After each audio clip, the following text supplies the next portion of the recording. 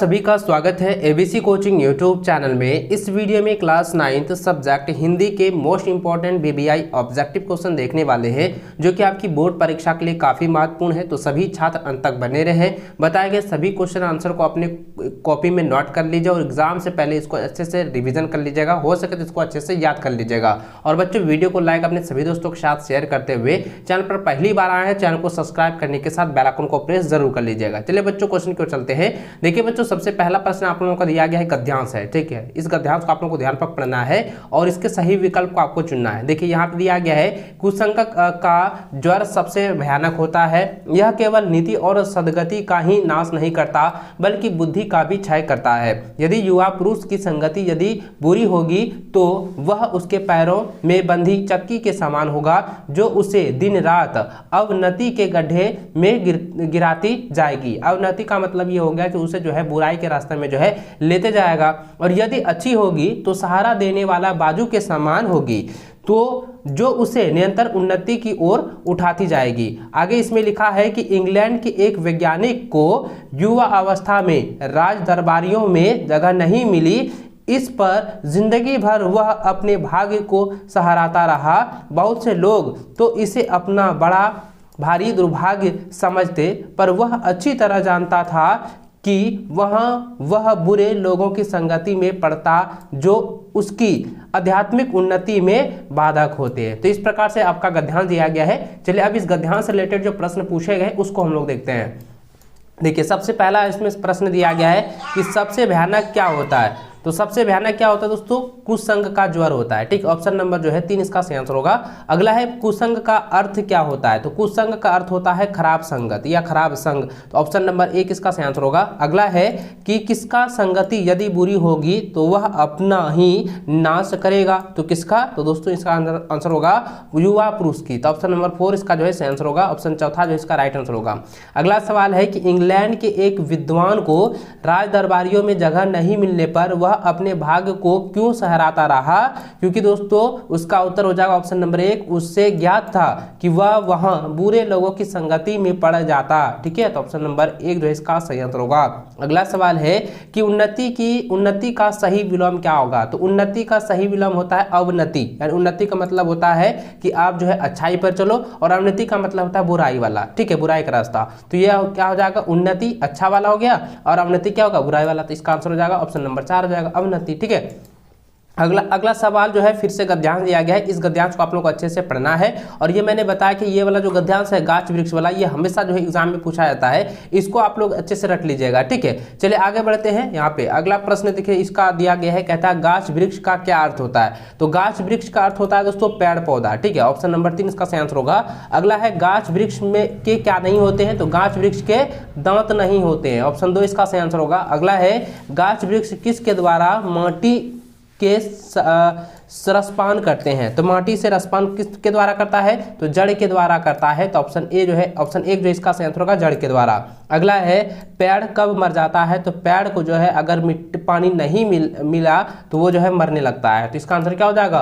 पानी ना मिलने पर मरने लगता है। तो ऑप्शन नंबर 2 इसका सही आंसर होगा, ठीक है, इसको नोट कर लीजिए। अगला सवाल है कि पेड़ के शरीर में रस का संचार किससे होता है या किसके माध्यम से होता है। तो इसका आंसर हो जाएगा माटी के माध्यम से होता है, ठीक है। यानी माटी के अंदर उसकी जो जड़ें होती है, जड़ों के द्वारा जो है उसके तना में आता है, तनों के द्वारा जो डालियों में द्वारा सभी पत्तों में जाता है, यानी कि पेड़ के सभी भागों में पहुंचता है। इस प्रकार से उसका प्रोसेस होता है। तो इसको आपको याद रखना है कि पेड़ के शरीर में जो रस का संचार होता है वो माटी के द्वारा होता है। ऑप्शन 3 इसका सही आंसर होगा। अगला सवाल दिया गया है कि नीचे दिए गए पत्र लेखन के रिक्त स्थान का सही विकल्प द्वारा भरें। ये आपका जो लेटर दिया गया है, ये जो आपका पत्र लेखन है, इसको ध्यानपूर्वक पढ़ते हुए इसका जो है आंसर आपको, ये जो कॉलम आपका खाली है ना, रिक्त स्थान है, उसको आपको भरना है। सबसे पहले देखिए यहाँ लिखा है रांची 25 जनवरी 2020। उसके बाद पूज्यवर पिताजी लिखा है। तो पूज्यवर पिताजी यहाँ पे क्या लिखेंगे? सादर प्रणाम, ये ना लिखेंगे। तो यहाँ पे क्या हो जाएगा? 11 नंबर हो जाएगा सादर प्रणाम। मुझे आपका पत्र अभी अभी मिला। आपने मुझे अपना जो है 12 नंबर क्या हो जाएगा? यहाँ पे हो जाएगा 12 नंबर। ऑप्शन देख लेते हैं। तो यहाँ पे ऑप्शन नंबर है मुझे आपका समाचार लिखने को कहा है। आपको यह जानकर खुशी होगी कि मैं सकुशल हूँ। मैं आपसे कहना चाहूँगा कि मुझे कुछ किताब की कमी के कारण पढ़ाई में कठिनाइयों का अनुभव हो रहा है। क्या आप कृपया करके मुझे 200 रुपये, ठीक है, 200 रुपये किताब खरीदने, तो यहाँ पे क्या हो जाएगा, यहाँ पे हो जाएगा 13 नंबर किताब, ठीक है, किताब खरीदने हेतु भेज देंगे। आप शीघ्र मनी ऑर्डर द्वारा 200 रुपये भेज दें ताकि मैं पुस्तकें खरीद सकूं और अपनी, ठीक है, अपनी जो है पढ़ाई, तो यहाँ पे क्या हो जाएगा, अपनी पढ़ाई सुचारू रूप से जारी रखूं। 14 नंबर हो जाएगा पढ़ाई। उसके बाद आगे लिखना है कि बड़े लोगों को मेरा प्रणाम तथा छोटे लोगों को आशीर्वाद। यहाँ पे क्या हो जाएगा, आशीर्वाद या स्नेह, आपका पुत्र मनीष। तो अब देखिए यहाँ पे ऑप्शन जो आप देख सकते हैं, यहाँ पे क्या दिया है कि 11 नंबर का हो जाएगा दोस्तों आपका 2 नंबर हो जाएगा सादर प्रणाम। 12 का जो ऑप्शन होगा वो चौथा हो जाएगा समाचार। 13 का हो जाएगा ऑप्शन 1 हो जाएगा किताब। 14 का हो जाएगा आपका ऑप्शन 2 पढ़ाई। और 15 का हो जाएगा तीसरा नंबर आशीर्वाद। इस तरीके से दोस्तों आप जो है यहाँ पे मैंने जिस तरीके से आपको जो है पत्र लेखन का रिक्त स्थान को पहले मैंने बता दिया था, आप यहाँ पे जो है इसका ऑप्शन देख सकते हैं, ठीक है। चलिए आगे बढ़ते हैं। अगला सवाल आपका दिया गया है कि गुणवान का सही स्त्रीलिंग इनमें से क्या है। तो गुणवान का जो है स्त्रीलिंग होता है गुणवती, तो ऑप्शन 2 इसका सही आंसर होगा। अगला है कि अध्यापिका का बहुवचन होगा, अध्यापिका का बहुवचन क्या हो जाएगा, अध्यापिकों, ठीक है, क्या हो जाएगा, ऑप्शन नंबर 3 इसका सही आंसर होगा, ठीक है। सॉरी यहाँ पे क्या अध्यापिका दिया, तो अध्यापिका का हो जाएगा अध्यापिकाएं हो जाएगा, सॉरी यहाँ पे क्या हो जाएगा अध्यापिका का हो जाएगा अध्यापिकाएं, इसको आप लोग नोट कर लीजिएगा, ठीक है। चलिए ऑप्शन 2 इसका सही आंसर होगा। अगला सवाल 18 नंबर है कि निम्न में परिणामवाचक विशेषण कौन है। तो परिणामवाचक विशेषण जो है इसमें पूछा गया है, तो दोस्तों इसका आंसर होगा 1 किलो आलू, यानी कि इसका जो परिणाम यहाँ पे बोध हो रहा है, ठीक है, इसको नोट कर लीजिए। अगला है रचना की दृष्टि से वाक्य के भेद होते हैं, तो रचना की दृष्टि से जो है 3 भेद होते हैं, इसको आप लोग नोट कर लीजिए। अगला सवाल है कि इनमें से आंख का पर्यायवाची कौन नहीं होगा। तो देखिए नयन ये भी पर्यायवाची शब्द है आंख का, लोचन ये भी है, चक्षु ये भी आंख का जो है पर्यायवाची शब्द है, लेकिन नसिका जो है आंख का पर्यायवाची शब्द नहीं है, इसलिए इसका आंसर क्या हो जाएगा, ऑप्शन नंबर 3 होगा सही आंसर, ठीक है।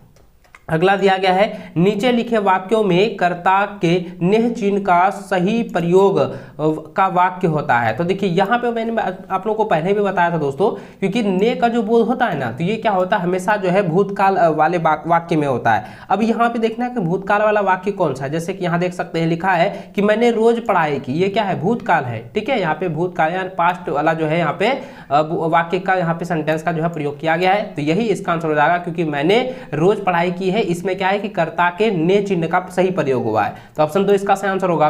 अगला सवाल है कि ईंट से ईंट बजाना मुहावरे का अर्थ होता है, तो दोस्तों इसका आंसर आएगा नष्ट भ्रष्ट कर देना, ऑप्शन नंबर 2 जो है इसका सही आंसर होगा, ठीक है। अगला सवाल 23 नंबर दिया गया है कि अस्त का सही विलोम क्या होगा। अस्त का होता है उदय, ठीक है, अस्त का जो है सही विलोम शब्द, अस्त का मतलब होता है डूबना और उदय का मतलब उगना, तो ये क्या हो जाएगा, देखिए अस्त मतलब हो जाएगा अपोजिट ना पूछा है, तो अपोजिट क्या हो जाएगा उदय हो जाएगा, तो ऑप्शन नंबर जो है 1 इसका सही आंसर होगा।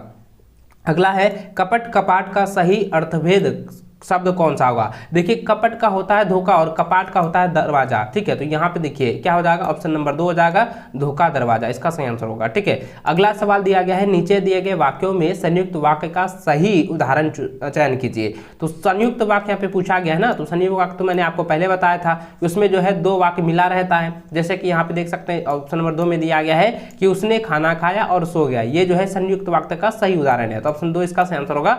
अगला है कि अध्यापक का सही स्त्रीलिंग होगा, तो अध्यापक का हो जाएगा अध्यापिका, तो ऑप्शन नंबर 1 इसका सही आंसर होगा, ठीक है। अगला सवाल दिया गया है कि समोसा चटपटा है, तो समोसा चटपटा है का सही बहुवचन रूप कौन सा है। तो यहाँ पे बहुवचन रूप कौन सा है ये पूछा गया है, तो यहाँ पे हो जाएगा समोसा जो है चटपटा है, तो यहाँ पे क्या होता है समोसे चटपटे हैं, इसका जो है बहुवचन हो जाएगा, ठीक है, ऑप्शन नंबर 3 इसका सही आंसर होगा। अगला सवाल है कि मानव का सही विश्लेषण रूप क्या है। तो मानव का सही विश्लेषण रूप होता है मानवीय, मैंने कई बार आपको बताया हुआ है, सेट 1 में भी मैंने आप लोग को पढ़ाया था, ठीक है। चलिए अगला सवाल दिया गया है कि इनमें से संयुक्त वाक्य का उदाहरण कौन है। तो बच्चों इसका आंसर आएगा शाम हुई और तारे निकले, ऑप्शन नंबर जो है 3 इसका सही आंसर होगा। अगला है कि पुत्र का पर्यायवाची शब्द इसमें कौन नहीं है। तो पुत्र का पर्यायवाची शब्द इसमें पूछा गया कौन नहीं है, तो देखिए सूत, सूत का जो है पर्यायवाची शब्द ये जो है सूत जो है पुत्र का पर्यायवाची शब्द नहीं है, ऑप्शन 1 इसका सही आंसर होगा। अगला है गंगा के जल को कौन नहीं पिएगा, सही शब्द का रिक्त स्थान भरें। तो गंगा के जल यहाँ पे क्या हो जाएगा, गंगा के मीठे जल कौन नहीं पिएगा, तो यहाँ हो जाएगा मीठा, तो ऑप्शन नंबर जो है 2 इसका सही आंसर होगा मीठे, ठीक है।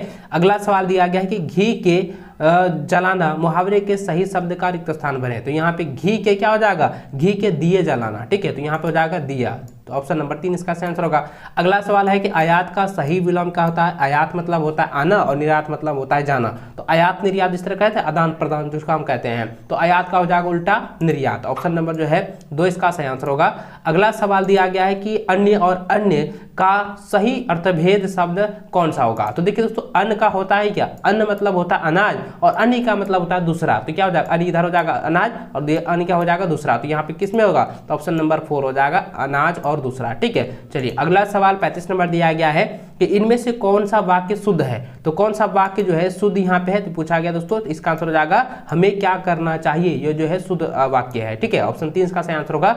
अगला सवाल है कि हाथ बहुत होता है। तो हाथ बहुत क्या होता है, तो यहाँ पे क्या है कि बल का विश्लेषण बनाकर जो है खाली, तो क्या होता है, हाथ बहुत बलवान होता है। तो यहाँ पे बल का विश्लेषण पूछा गया, तो यहाँ बलवान हो जाएगा। तो बलवान कहाँ पे, ऑप्शन नंबर 3 हो जाएगा ऑप्शन इसका राइट आंसर, ठीक है। अगला सवाल दिया गया है कि गधे का छोटा भाई किसे कहा गया है। तो गधे के छोटा भाई किसे कहा जाता है, तो बैल को कहा गया। तो ऑप्शन 3 इसका सही आंसर होगा। अगला सवाल है कि किस ब्रिटिश ने देवी मैना का दया भाव दिखाई। तो इसका आंसर हो जाएगा सर टॉमस डे, ठीक है, सर टॉमस है। ऑप्शन नंबर जो है 4 इसका सही आंसर होगा। अगला सवाल है कि उपभोक्तावादी की संस्कृति में विज्ञापन किस तरह का काम करते हैं। तो किस तरह से काम करते हैं, यह जो है सोना का काम करता है। विज्ञापन जो है किसी भी सामग्री का जो है विचार प्रसार करता है, यानी कि पूरी तरह से जो है उसका प्रचार करता है, हर एक जगह तक पहुंचाने का काम करता है। इसलिए वह जो है उपभोक्तावादी की संस्कृति में विज्ञापन जो है सोना का काम करता है, एकदम गोल्ड का काम करता है, ठीक है। चलिए आगे बढ़ते हैं। अगला सवाल दिया गया कि महादेवी वर्मा को कविता लिखने की प्रेरणा कहाँ से मिली। तो इसका आंसर जाएगा उसके माँ से मिली थी, ठीक। ऑप्शन 3 इसका सही आंसर होगा। अगला है शायद वह सपना सत्य हो जाता तो भारत की कथा कुछ और होती। यह पंक्ति किस पाठ से है। तो यह पंक्ति जो है मेरे बचपन के दिन, जो कि महादेवी वर्मा ने ही लिखी है, ठीक है। तो ये इसका आंसर क्या हो जाएगा, मेरे बचपन के दिन पाठ से जो है यह पंक्ति ली गई। ऑप्शन 2 इसका सही आंसर होगा। अगला सवाल है किसको सब श्वासों की सांस में कहा है। तो सब श्वासों की सांस किसको कहा गया है, ईश्वर को, ठीक है। तो यहाँ पे क्या होता है कि मनुष्य जो है मंदिर मस्जिद गिरजाघर में जो है ईश्वर को ढूंढता है, लेकिन कवि कहता है कि सब सांसों की सांस में ही ईश्वर बसा हुआ है, आप अपने अंदर ही ईश्वर ढूंढने की कोशिश कीजिए। तो ऑप्शन नंबर 3 इसका सही आंसर होगा, ठीक है। अगला सवाल है कि वाक कविता में मांझी किसे कहा गया है। तो मांझी जो है ईश्वर को कहा गया है। ऑप्शन 4 इसका सही आंसर होगा। अगला सवाल है कि कवि माखनलाल चतुर्वेदी जेल में कैसे हैं। तो इसका आंसर होगा उदास है, ठीक है। ऑप्शन 3 इसका सही आंसर होगा। अगला सवाल है कि ग्रामश्री कविता में किस ऋतु का वर्णन हुआ है। तो इसका आंसर होगा दोस्तों शिशिर ऋतु का, ठीक है। ऑप्शन 4 इसका सही आंसर होगा। अगला सवाल है कि हरा ठिगना चना का वर्णन किस कविता में हुआ है। तो देखिए हरा ठिगना चना का वर्णन जो है किस कविता में किया गया है। तो यह हो जाएगा चंद्र गहना से लौटती बेर कविता से जो है इसमें कविता में जो है इसका जो है वर्णन किया गया है, ठीक है। इसको नोट कर लीजिए। ऑप्शन 2 इसका सही आंसर होगा 46 का। अगला प्रश्न 47 नंबर दिया गया कि किस तरह आखिरकार मैं हिंदी में आया पाठ के लेखक का नाम क्या है। तो इसका आंसर जाएगा दोस्तों ऑप्शन नंबर जो है 2 हो जाएगा शमशेर बहादुर सिंह, ठीक है। इसको नोट कर लीजिए, इसको रिवीजन कर लीजिएगा, एग्जाम में आने वाला है। चलिए अगला प्रश्न दिया गया है कि मेरे संग की औरतें पाठ में चित्रा किस स्वभाव की लड़की नहीं थी। तो इसका आंसर जाएगा डरपोक स्वभाव की लड़की नहीं थी। ऑप्शन नंबर जो है 4 सही आंसर होगा। अगला सवाल है 49 नंबर दिया गया है कि रामस्वरूप अपनी बेटी की कौन सी शिक्षा छिपाते थे। तो इसका आंसर जाएगा उच्च शिक्षा छिपाते थे, ठीक है। ऑप्शन 2 इसका सही आंसर होगा। अगला सवाल है कि डराने धमकाने उपदेश देने या दबाव डालने की जगह सहजता से किसी को भी सही राह पर लाया जा सकता है, यह कथन किस पाठ से लिया गया है। तो इसका आंसर आएगा मेरे संग की औरतों से जो है यह जो पंक्ति है ली गई है। तो ऑप्शन 2 जो है इसका सही आंसर होगा। तो दोस्तों इस वीडियो में जो है क्लास 9 हिंदी के मोस्ट इंपोर्टेंट ऑब्जेक्टिव क्वेश्चन देख लिए हैं। इसको आप एग्जाम से पहले रिविजन जरूर कर लीजिएगा। मिलते हैं नेक्स्ट वीडियो में, तब तक जय हिंद, वंदे मातरम।